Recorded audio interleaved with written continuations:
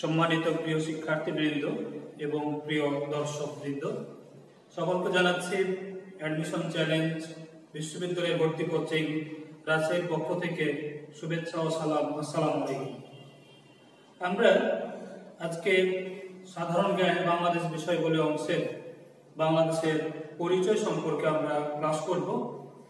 তো এই ক্লাস করার শুরুর পূর্বে কয়েকটি কথা বলতে হয় যে আপনারা ক্লাসটি ধৈর্য সহকারে করবেন এবং এই ক্লাস সম্পর্কে আপনাদের যা মূল্যায়ন তথা আপনাদের কমেন্টের মাধ্যমে আমাদের অবহিত করবেন, যেন আমরা পরবর্তীতে এই ক্লাসগুলো আরো ভালোভাবে নিতে পারি। এবার চলে যাচ্ছি আমাদের আজকের ক্লাসে আলোচনার বিষয়। আমরা আজকে আলোচনা করব বাংলাদেশের ভৌগোলিক অবস্থান, বাংলাদেশের ভূপ্রকৃতি, বাংলাদেশের নদ নদী, বাংলাদেশের দ্বীপ অঞ্চল এবং নদী, হাওর, বাওর, বিল ইত্যাদি এসব বিষয় নিয়ে। আপনারা বোর্ডে যে চিত্রটি দেখতে পাচ্ছেন, এই চিত্রটির সাথে আমরা সবাই পরিচিত। চিত্রটির নাম হচ্ছে বাংলাদেশের মানচিত্র। এই মানচিত্র অর্জনে রয়েছে আমাদের দীর্ঘ শ্রম এবং আমাদের পরিশ্রম, দীর্ঘ ত্যাগ তিতিক্ষা। এই মানচিত্র অর্জনে আমাদের বাংলাদেশের গুরুত্বপূর্ণ কিছু ধাপ স্টেজ রয়েছে। এই ধাপগুলো হলো 1952 সালের ভাষা আন্দোলন, 1954 সালের পূর্ব বাংলার প্রাদেশিক নির্বাচন, যেটি যুক্তফ্রন্ট নির্বাচন নামে পরিচিত, 1962 সালের শিক্ষা আন্দোলন, 1966 সালের 6 দফা, 1968 সালের আগরতলা ষড়যন্ত্র মামলা, যেটি রাষ্ট্র বনাম শেখ মুজিব ও অন্যান্য নামে পরিচিত ছিল, 1969 সালের গণ অভ্যুত্থান, 1970 সালের নির্বাচন এবং সর্বোপরি 1971 সালের বাংলাদেশের মুক্তিযুদ্ধ। আমরা জানি 1971 সালের 25শে মার্চ অপারেশন সার্চলাইটের মাধ্যমে আমাদের এই নিরস্ত্র বাঙালিদের উপর পাকিস্তান সরকার একটি অভিযান শুরু হয়ে যায় পাকিস্তান শোষক গোষ্ঠীর বিরুদ্ধে আমাদের মুক্তির সংগ্রাম, যেটি চলে প্রায় 266 দিন। বাংলাদেশ 16 ডিসেম্বর 1971 সালে পাকিস্তানি শোষক গোষ্ঠীর নিকট থেকে স্বাধীনতা লাভ করে। স্বাধীন সার্বভৌম বাংলাদেশের একটি ভূখণ্ড হচ্ছে আমাদের এই তারই নমুনা। এই যে মানচিত্রের প্রথমে আমাদের নির্ণয় করতে হবে, দিক নির্ণয় করা প্রয়োজন। মানচিত্রের দিকে যখন আপনি মুখটা করে তাকাবেন, মানচিত্রের উপরের অংশটি হবে উত্তর, যেটি আমি এন দ্বারা প্রকাশ করেছি। নিচের অংশটুকু হবে দক্ষিণ, যেখানে দক্ষিণ ফর সাউথ আমি এস দ্বারা প্রকাশ করেছি। আপনার হাতের ডান অংশটি হবে পূর্ব দিক, যেটিকে আমি ই ফর ইস্ট এটা দ্বারা প্রকাশ করেছি, এবং বাম অংশ হবে পশ্চিম, যেটি আমি ডাব্লিউ অর্থাৎ ডাব্লিউ ফর ওয়েস্ট দ্বারা প্রকাশ করেছি। আমাদের এই বাংলাদেশের চারদিকের মধ্যে তিন দিক স্থল দ্বারা বেষ্টিত, যেখানে দুটি দেশের সাথে আমাদের সীমান্ত সম্পর্ক রয়েছে। একটি হচ্ছে ভারত, অপরটি হচ্ছে মায়ানমার। প্রথমে দেখে নেব আমাদের এই সম্পূর্ণ ভূখণ্ড অংশটুকুর আয়তন হচ্ছে, সরকারি তথ্য মতে আয়তনটি 1,47,570 বর্গ কিলোমিটার। আমাদের এই আয়তনটি কিছুটা বৃদ্ধি পাবে। বলা হচ্ছে বেসরকারি ভাবে বাংলাদেশের আয়তন 1,47,610 বর্গ কিলোমিটার, কিন্তু এখনো এই সংখ্যাটি আমাদের সরকারি ভাবে স্বীকৃত নয়। এই কারণে আমরা পূর্ববর্তী যেটা পড়ে আসছি এখনো সেটাই পড়ব, অর্থাৎ বাংলাদেশের আয়তন হচ্ছে 1,47,570 বর্গ কিলোমিটার। যেহেতু আমাদের প্রতিবেশী দেশ রয়েছে, দক্ষিণ দিকে বঙ্গোপসাগর রয়েছে, সর্বোপরি বাংলাদেশের মোট সীমান্ত দৈর্ঘ্য হচ্ছে 5,138 কিলোমিটার। এই সীমান্ত দৈর্ঘ্যটির দুটি ভাগ, একটি স্থলভাগ রয়েছে আর একটি জলভাগ রয়েছে। স্থলভাগের বা স্থল সীমানাটির আয়তন 4,427 কিলোমিটার, আমরা যেটি হোয়াইট বোর্ডে দেখছি। জলসীমার আয়তন হচ্ছে 711 কিলোমিটার। তাহলে আমাদের বাংলাদেশের মোট সীমান্ত দৈর্ঘ্য কত? আমরা বলবো বাংলাদেশের মোট সীমান্ত দৈর্ঘ্য হচ্ছে 5,138 কিলোমিটার।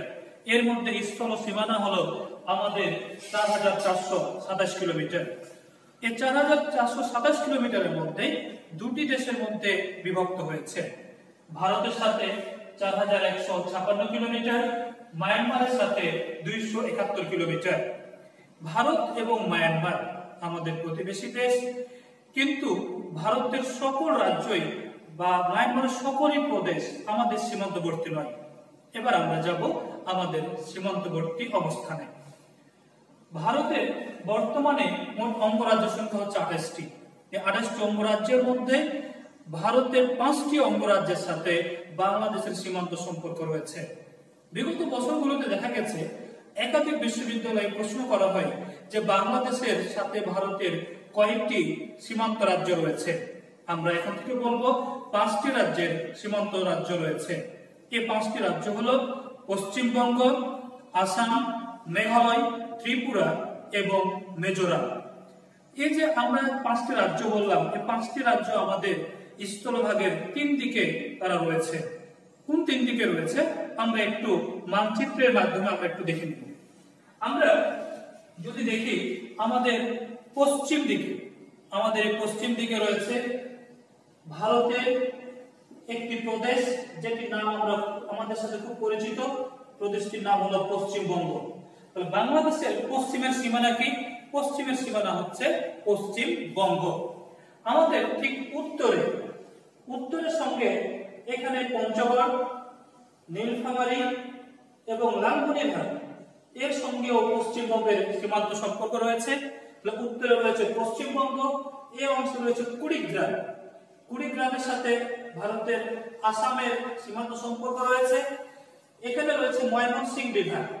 এই ময়মনসিংহ বিভাগের সাথে ভারতের মেঘালয় রাজ্যের সীমান্ত সম্পর্ক রয়েছে। তাহলে আমরা বলতে পারি আমাদের বাংলাদেশের উত্তরের সীমানাটা কি? উত্তরের সীমানা হচ্ছে পশ্চিমবঙ্গ, আসাম এবং মেঘালয়। ঠিক এভাবে আমরা দেখব পূর্ব দিকে। আমাদের বাংলাদেশের পূর্বের যে সীমানা, এই পূর্বের সীমানাটি হচ্ছে আমাদের পূর্ব দিকে এখানে রয়েছে সিলেট। এই সিলেট জেলার যে 4টি, সিলেট বিভাগের যে 4টি জেলা রয়েছে, সুনামগঞ্জ, সিলেট, হবিগঞ্জ এবং মৌলভীবাজার, এই 4টি জেলার সাথে ভারতের যে প্রদেশটির সীমান্ত সম্পর্ক রয়েছে তার নাম হচ্ছে আসাম প্রদেশ। অর্থাৎ আমরা বলবো যে আমাদের বাংলাদেশের সিলেট বিভাগের সাথে ভারতের কোন প্রদেশের সীমান্ত সম্পর্ক রয়েছে? আসাম প্রদেশের সীমান্ত সম্পর্ক রয়েছে। এরপর আমরা দেখবো এখানে ব্রাহ্মণবাড়িয়া, কুমিল্লা, ফেনী এই অংশের সাথে ভারতের যে প্রদেশের সীমান্ত সম্পর্ক রয়েছে সেই প্রদেশটির নাম হচ্ছে ত্রিপুরা। এবং খাগড়াছড়ি, রাঙামাটি এই অংশের সাথে ভারতের যে প্রদেশের সীমান্ত সম্পর্ক রয়েছে সেই প্রদেশটির নাম হচ্ছে মিজোরাম। পরীক্ষায় একটা প্রশ্ন আমাদের করা হয় যে বাংলাদেশের পূর্বের সীমানা কি? বাংলাদেশের পূর্বের সীমানা অথবা বাংলাদেশের পূর্বে ভারতের কোন কোন রাজ্য অবস্থিত? তখন আমরা প্রশ্ন উত্তরে বলবো আসাম, ত্রিপুরা এবং মিজোরাম। আরেকটি দেশ রয়েছে আমাদের প্রতিবেশী দেশ, দেশটির নাম হচ্ছে মায়ানমার। এই মায়ানমার দেশটি বাংলাদেশের দক্ষিণ পূর্ব কোণে অবস্থিত। অর্থাৎ এখানে যে কক্সবাজার রয়েছে, এই কক্সবাজার থেকে বান্দরবান এই অংশটির সাথে আপনার রয়েছে মায়ানমারের সম্পর্ক। কক্সবাজার, বান্দরবান এবং রাঙামাটি। তাহলে আমরা নির্দিষ্টভাবে যদি প্রশ্ন আমাদের থাকে যে মায়ানমার বাংলাদেশের কোন দিকে অবস্থিত, সঠিক উত্তরটি হবে দক্ষিণ পূর্ব কোণে অবস্থিত।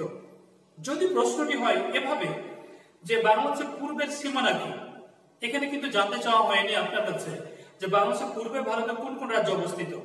প্রশ্ন করা হয়েছে বাংলাদেশের পূর্বের সীমানা কি, তখন আমরা উত্তরে বলবো পূর্বের সীমানা হচ্ছে আসাম, ত্রিপুরা, মিজোরাম এবং মায়ানমার। দক্ষিণে আমরা জানি, দক্ষিণে আমাদের সাধারণত রয়েছে বঙ্গোপসাগর। তাহলে বাংলাদেশের দক্ষিণের সীমানা কি আমরা এখন থেকে জানবো। বাংলাদেশের দক্ষিণের সীমানা হচ্ছে বঙ্গোপসাগর। এটি হচ্ছে আমাদের বাংলাদেশের বহির সীমানাগত তথ্য। তবে একটি বিষয় এখানে উল্লেখ করা প্রয়োজন যে দক্ষিণে আমাদের বঙ্গোপসাগর রয়েছে। এই বঙ্গোপসাগর অতিক্রম করলে দক্ষিণ অঞ্চল দিয়ে আপনি ভারতের যে রাজ্যটি পাবেন সে রাজ্যটির নাম হচ্ছে আন্দামান নিকোবর দ্বীপপুঞ্জ।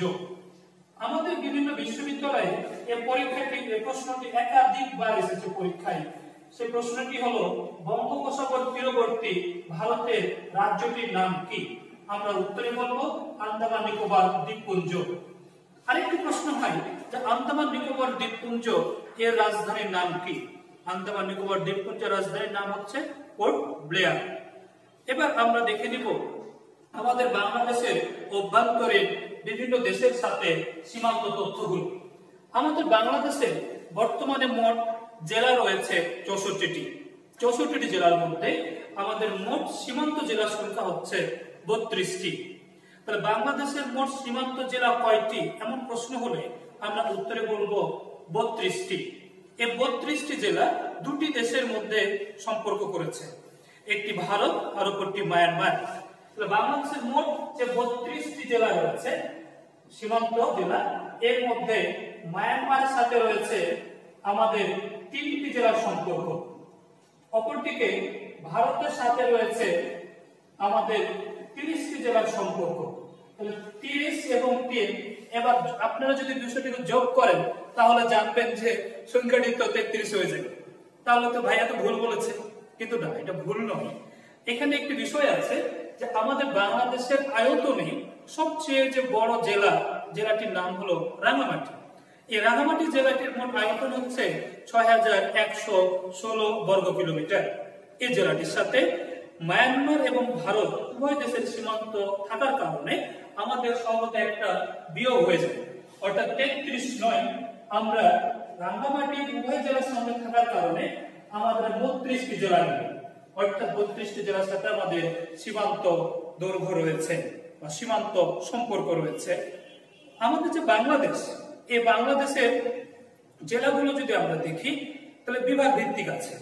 আমরা জানি বর্তমানে বাংলাদেশের মোট বিভাগ হচ্ছে 8টি।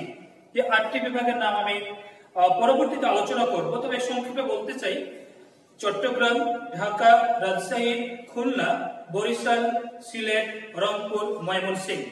এই 8টি বিভাগের মধ্যে সিলেট জেলার 4টি সিলেট বিভাগের এবং ময়মনসিংহ বিভাগের সকল জেলার সাথে ভারতের সীমান্ত সম্পর্ক রয়েছে, অর্থাৎ সিলেট বিভাগের জেলার সংখ্যা হচ্ছে 4টি, সিলেট, সুনামগঞ্জ, হবিগঞ্জ, মৌলভীবাজার।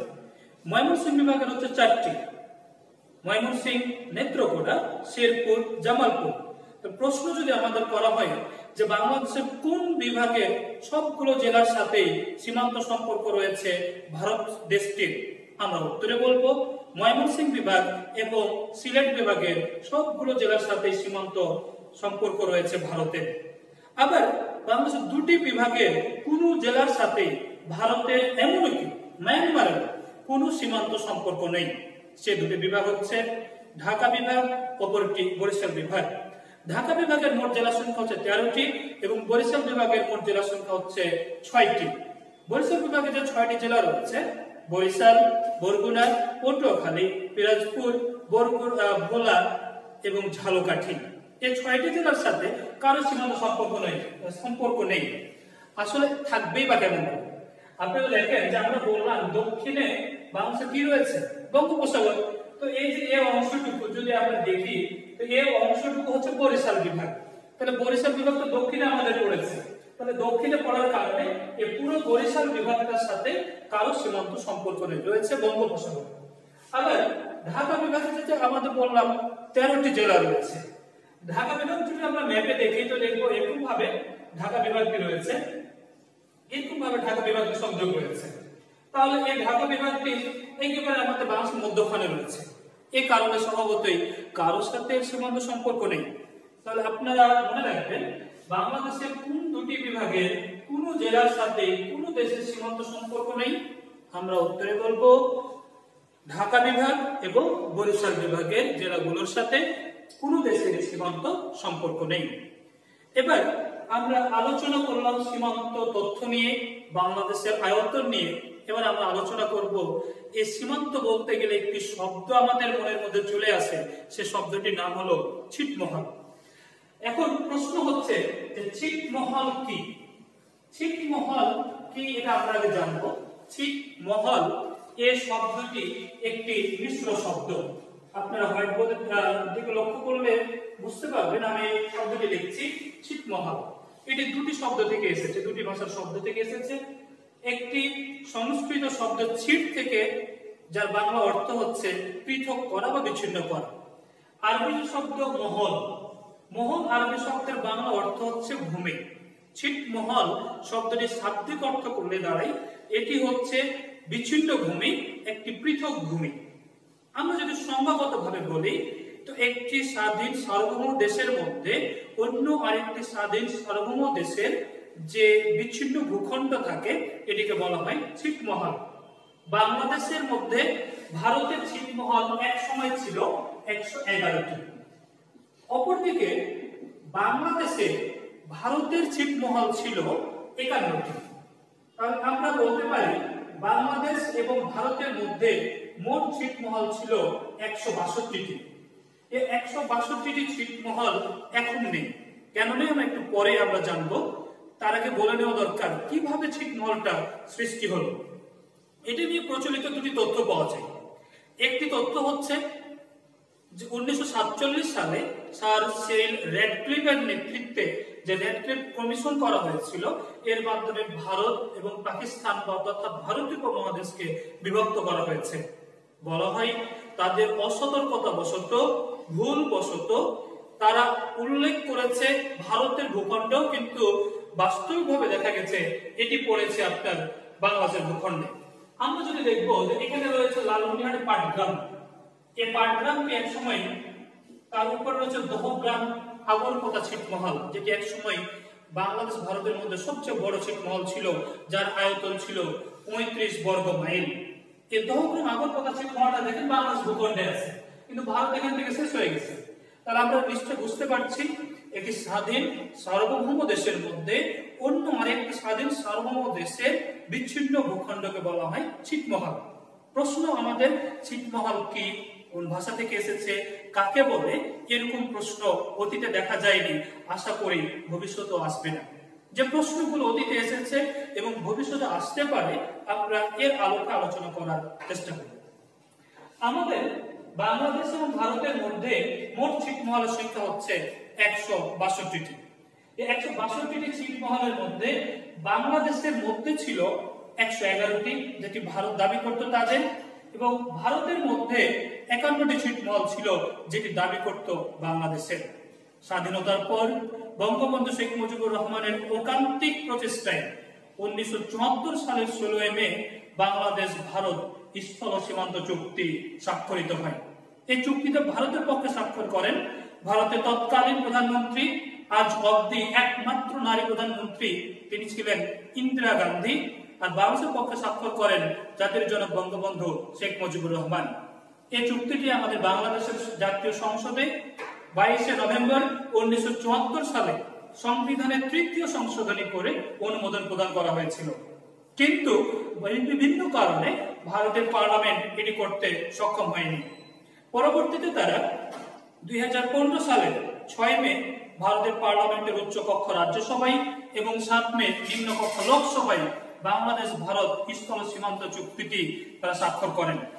এর ফলে আমরা জানতে পারি যে এই চুক্তিটি স্বাক্ষরিত হওয়ার ফলস্বরূপ কার্যকরের দিকে সামনে ধাবিত হয় এবং আমরা লক্ষ্য করি বাংলাদেশ এবং ভারতের মধ্যে স্থল সীমান্ত চুক্তিটি 6 জুন 2015 সালে স্বাক্ষর করা হয়, যেটি বলা হলো 31 জুলাই দিবাগত রাতে এবং 1 আগস্টের মধ্যে বাংলাদেশ ভারতের মধ্যে ছিটমহল বিনিময় কার্যকর করা হবে। কথা অনুযায়ী 1 আগস্ট 2015 সালে বাংলাদেশ এবং ভারতের মধ্যে ছিটমহল বিনিময় হলো। বিনিময়টা কি? বাংলাদেশের মধ্যে বিনিময়টা হচ্ছে বাংলাদেশের মধ্যে ভারতের যে 111টি ছিটমহল ছিল, 111টি ছিটমহল পেয়ে যাবে বাংলাদেশ। অপরদিকে ভারতে যে বাংলাদেশের 51টি ছিটমহল ছিল এটি পেয়ে যাবে বাংলাদেশ। এখন কিন্তু প্রশ্ন হবে না যে বাংলাদেশের মধ্যে ভারতের কয়টি ছিটমহল ছিল। এখন প্রশ্ন আপনাকে করা হবে পরীক্ষাতে, বাংলাদেশ কয়টি ছিটমহল পেয়েছে? আমরা উত্তর করব 111টি। ভারত কয়টি ছিটমহল পেয়েছে? 51টি। তাহলে বাংলাদেশ ভারতের মধ্যে কতটি ছিটমহল ছিল? আমরা বলে নিব ছিল 162টি। আমরা একটু এই তথ্যটি একটু আমরা সামারাইজ করার চেষ্টা করব। আমরা যতটুকু পড়লাম, আমরা প্রথমে দেখলাম আমাদের বাংলাদেশের আয়তন 1,47,570 বর্গ কিলোমিটার। আমাদের এই বাংলাদেশের সঙ্গে দুটি দেশের সীমান্ত সম্পর্ক রয়েছে। বাংলাদেশের মোট সীমান্ত দৈর্ঘ্য 5138 কিলোমিটার। এর মধ্যে স্থল সীমানা 4427 কিলোমিটার, জল সীমানা 711 কিলোমিটার। স্থল সীমানা ভারতের সাথে রয়েছে 4156 কিলোমিটার, স্থল সীমানা মায়ানমারের সাথে রয়েছে 271 কিলোমিটার। আমাদের বাংলাদেশের যে আমরা দেখলাম সীমান্ত, ভারতের 5টি রাজ্যের সাথে আমাদের সীমান্ত সম্পর্ক রয়েছে। কতটি? 5টি। সে রাজ্যগুলো হচ্ছে পশ্চিমবঙ্গ, আসাম, মেঘালয়, ত্রিপুরা এবং মিজোরাম। তাহলে আমরা বলবো এই 5টি রাজ্যের সাথে সীমান্তের মধ্যে বাংলাদেশের পশ্চিমে রয়েছে পশ্চিমবঙ্গ, উত্তরে রয়েছে পশ্চিমবঙ্গ, আসাম, মেঘালয়, পূর্ব দিকে রয়েছে আসাম, ত্রিপুরা, মিজোরাম এবং বাংলাদেশের দক্ষিণ পূর্ব কোণে রয়েছে মায়ানমার। এবার আমরা একটু জলসীমানা নিয়ে আলোচনা করতে চাই। জলসীমানাতে আমাদের যে প্রশ্নগুলো আছে যে বাংলাদেশের রাজনৈতিক সমুদ্র সীমা কি, অর্থনৈতিক সমুদ্র সীমা কি, এর বাইরেও আরো আমরা কিছু তথ্য দেখার চেষ্টা করব। তো আমাদের বাংলাদেশে আমি ম্যাপের এই অংশে দেখালে ভালো হতো, কিন্তু আপনাদের সুবিধার্থে আমি ম্যাপের ডান অংশে আমি দেখাচ্ছি। আমাদের বাংলাদেশ তথা জাতিসংঘের যতগুলো সদস্য দেশ রয়েছে সকল দেশের জন্য এই তথ্যগুলো প্রযোজ্য। জাতিসংঘে 1982 সালে আন্তর্জাতিক সমুদ্র আইন নামে একটি আইন পাস করা হয়, যার নাম হচ্ছে United Nation Convention on the law of the sea. আমি আইনটি আবারও বলছি, United Nations Convention on the law of the sea. আইনটি স্বাক্ষরিত হয় 1982 সালে, কার্যকর হয় 1994 সালে। এই আইনে বলা হলো একটি দেশের উপকূলীয় তটরেখা, উপকূলীয়কে আমরা এই অংশটাকে বলছি উপকূলীয়, তো এই উপকূলীয় তটরেখা যেখান থেকে শেষ হয়েছে তার পরবর্তী 12 নটিক্যাল মাইল, পরবর্তী 12 নটিক্যাল মাইল হচ্ছে রাজনৈতিক সমুদ্র সীমা। তাহলে বাংলাদেশের রাজনৈতিক সমুদ্র সীমা কত? 12 নটিক্যাল মাইল। 12 আবার আরেকটি এরপর রয়েছে সংলগ্ন সমুদ্র অঞ্চল। সংলগ্ন সমুদ্র অঞ্চলটি হচ্ছে যে আমাদের যে স্থান থেকে উপকূলীয় তটরেখা শুরু হয়েছে সেখান থেকে পরবর্তী 24 নটিক্যাল মাইল পর্যন্ত সংলগ্ন সমুদ্র অঞ্চল। তাহলে আমাদের বাংলাদেশের সংলগ্ন সমুদ্র অঞ্চল কত? সংলগ্ন সমুদ্র অঞ্চল হচ্ছে 24 নটিক্যাল মাইল। ঠিক এরপরে রয়েছে একচ্ছত্র অর্থনৈতিক সমুদ্র অঞ্চল, যাকে আমরা ইংরেজিতে বলি এক্সক্লুসিভ ইকোনমিক জোন। এটি কোথা থেকে শুরু হবে? উপকূলীয় তটরেখা থেকে 200 নটিক্যাল মাইল পর্যন্ত এটিকে বলা হবে অর্থনৈতিক সমুদ্র সীমা। অর্থাৎ একটা দেশ এর মধ্যে থাকা সকল ধরনের প্রাকৃতিক, খনিজ এবং মৎস্য সম্পদ আহরণ করতে পারবে। ঠিক এরপরে রয়েছে মহীসোপান অঞ্চল। আমাদের তথা বাংলাদেশ সহ